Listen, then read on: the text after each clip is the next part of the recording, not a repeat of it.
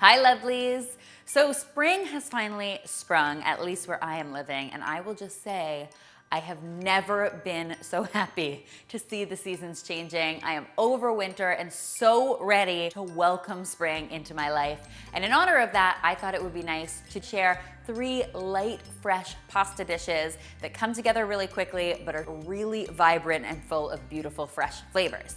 Just before I get to that, I do want to remind you all that my brand new cookbook, Meals Made Easy, is available for pre-order now. If you can believe it, the launch is just about 3 weeks away. So if you want to pre-order your copy to make sure you get your hands on one, you can do that with the link in the description box. For those of you who do pre-order the book, I'm actually offering a sneak peek. All you'll need to do is follow the link in the description box. You can type in your order number, and 5 tasty recipes will be delivered straight to your inbox before anyone else gets to see them. And now, of course, without further ado, let's get to some pasta making, because if I'm being really honest, I am hungry and ready for some pasta. First up, guys, is what I am calling my new favorite recipe. It's a pesto chicken tortellini. Not only is it loaded with flavor and nutrition, but it also has just 5 ingredients. What is not to love? Now for this recipe, I am using some fresh cheese tortellini. You can usually find it in the deli aisle at your supermarket. You could also use some frozen tortellini if you wanted to, but I do love the fresh. The first step will just be boiling our tortellini. I've got some boiling water on the stove. I'm going to get my tortellini. How many times can I say tortellini in one sentence? Tortellini, tortellini, tortellini, tortellini. It totally loses its meaning after a while. You'll know it's cooked when it rises to the top of your pot. And while that's happening, we're going to add a little bit of oil to the bottom of our pan. And once that oil is heated up, I am going to start cooking up my chicken. Now I have got 2 boneless, skinless chicken breasts that I have just cut into 1-inch cubes. We're gonna get these in here and cook them until they are browned on all sides. So you wanna make sure you get some golden edges on your chicken. Usually takes between, say, 8 to 10 minutes, depending on how large your chicken chunks are.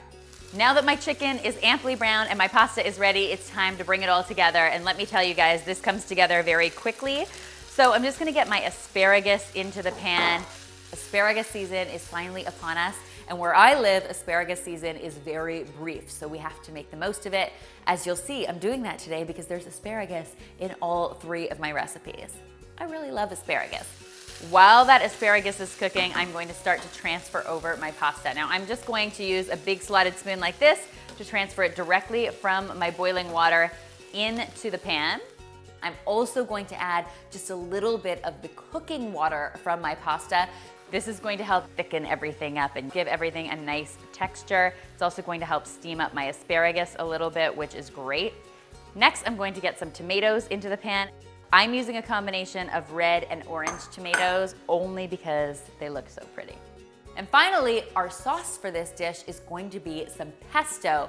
I'm actually using some store-bought pesto here, which of course couldn't be easier. But if you wanted to make your own, I of course have a homemade recipe on the channel that I will link in the description box.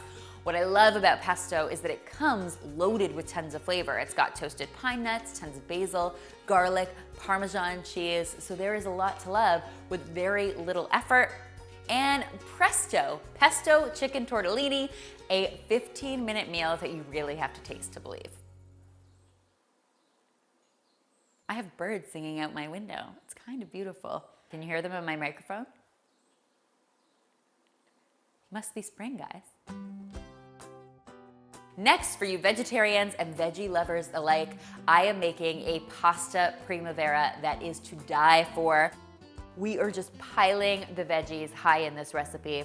I've started with my penne cooking up in my pot. I'm going to get my nice skillet heated up with a little bit of oil because we are going to be sauteing all of these beautiful veggies. Now, traditionally, a pasta primavera is often served with either a red sauce or a white sauce, like an Alfredo sauce, but today we're keeping things light and fresh and spring-inspired by just using a simple lemon olive oil combination.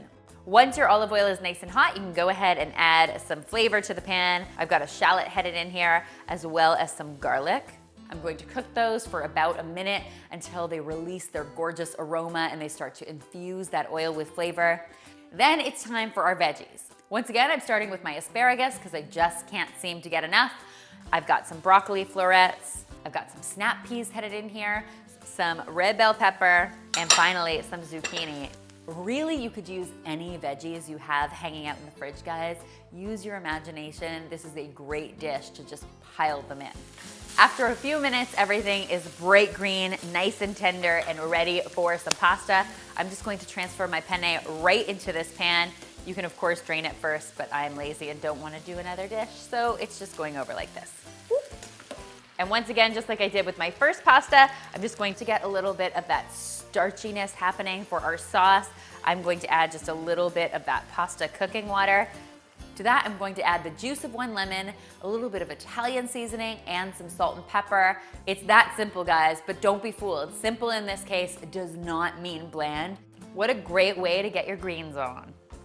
I think you guys are going to love this dish, and if you don't, feel free to send me the leftovers, because I seriously did.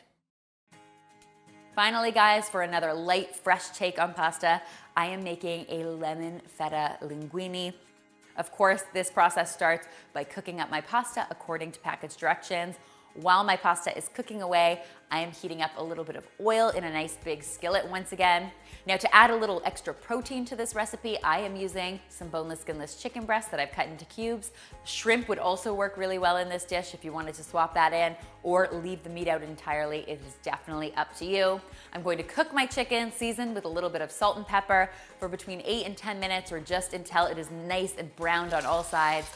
Our chicken is beautifully browned, which means it is time to get our pasta in the pan. I'm just going to transfer it directly using some tongs. This could get messy, people, but what would a kitchen be without a little mess, am I right? As with our other recipes, I'm just going to grab a little bit of the cooking water.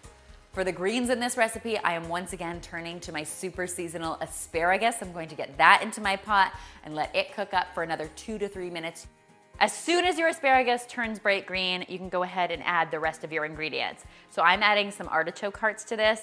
If you don't love them, you can leave them out, but I think they are super delicious and perfect in this dish. Then I'll just finish it all off with a little bit of Greek seasoning, some salt and pepper, and the zest and juice of 1 lemon. You won't believe how much the lemon flavor comes through in this dish. It's super beautiful. But if you want to take the flavor right over the top, I highly recommend adding a big handful of crumbled feta cheese to this. Trust me, your taste buds will not complain. I hope you will give all 3 of these amazing pasta dishes a try and that they pasta test in your house. If you do, be sure to tweet me, Instagram me, or Facebook me a photo, because you guys know how much I love seeing your kitchen creations.